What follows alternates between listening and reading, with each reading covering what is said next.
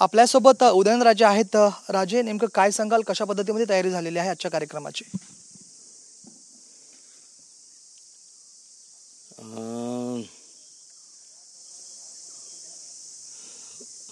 आता छत्रपती शिवाजी महाराजांची आज 325वी पुण्यतिथी आहे.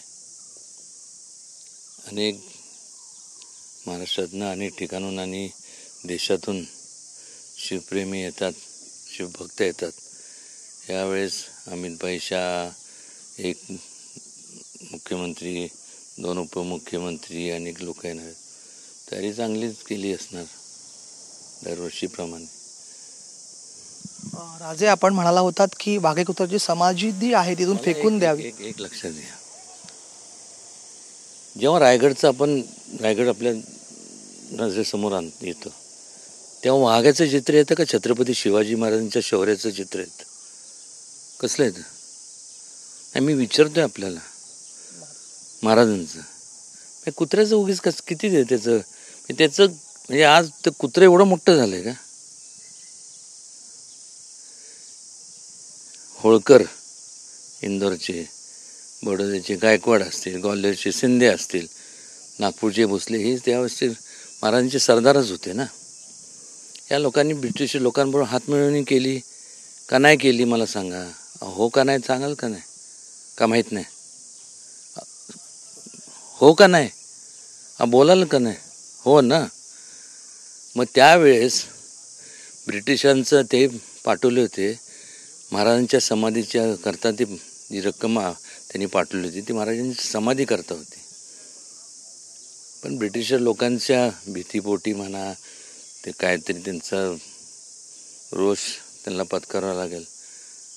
नाही तर मला सांगा, आज त्या रायगडावरती कुत्र्याची समाधी बांधण्यामागचं कारण काय?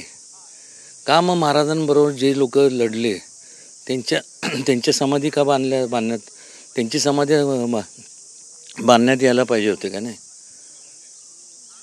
का कुत्रं त्यांच्याबरोबर जे खांद्याला खांदा लावून जे मावळे त्यावेळेस लढले त्यांच्यापेक्षा कुत्रा जास्त लढला का?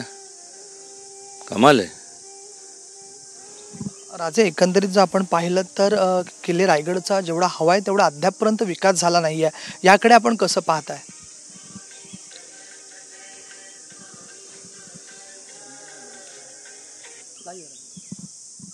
एक लक्षात घ्या, मुळात आपण म्हणजे आमचं म्हणणंच ते की ह्या संपूर्ण शिवस्वराज्य सर्किट निर्माण करायला हवं. जेवढ्या राजधानी आहेत, राजगड असेल, रायगड, जिंजी, सातारा, असे अनेक ठिकाणे. तो काळ वेगळा होता, देखरेख केली जात होती, कारण की त्यावेळेस वास्तव्य गडावरती असायचं, प्रत्येक गडावरती. आज मला सांगा, गडावर राहणारे लोक आता किती राहिलेत शिल्लक? आणि हे जर आपल्याला हे संपूर्ण गड जर आपल्याला त्याचं इंटॅक्ट ठेवले पाहिजे, ठेवायचे असतील, तर ह्या एक तिथं टुरिझमची वाढ झाली पाहिजे, जेणेकरून त्या भागातल्या लोकांना एकतर रोजगार उपलब्ध होईल. त्याचबरोबर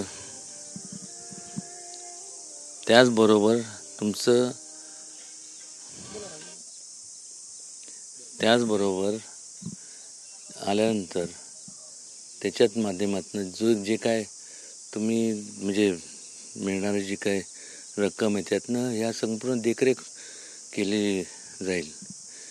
केंद्र शासनाच्या माध्यमातून, राज्य शासनाच्या माध्यमातून ते निधी देतीलच, पण असे अनेक गड आहेत महाराजांचे, त्यांचं पण जीर्णोद्धार झाला पाहिजे. तिथं ते दुर्लक्षित अवस्थेत आहे. पण शेवटी निधीचा विषय आहे ना. शासनाकडनं हवंय तेवढं सहकार्य मिळत नाही एकंदरीत आपल्या बोलण्यावरून? नाही, तसं मी म्हणणार नाही. तसं ते तुमचा समज असेल. जेवढं करायचं शासनाकडनं शेवटी एक बजेट असतं, त्या बजेटप्रमाणे ते उपलब्ध करून निश्चितपणे देतातच आहे. पण आज एखादा गड तर देखरेख करायची असेल किंवा डागडुजी करायची असेल तर त्याला निधी म्हणजे त्याला त्याचं मोजमापच करता येणार नाही. हे होते उदयनराजे भोसले. त्यांनी स्पष्टपणे सांगितलेलं आहे की गडावरती आपल्याला समाधी महत्त्वाची आहे की वाघे कुत्र्याची समाधी महत्त्वाची आहे. व्हिडिओ जर्नलिस्ट मनीष विचारेसह राज वैशंपायन, TV9 मराठी, रायगड पाचाड.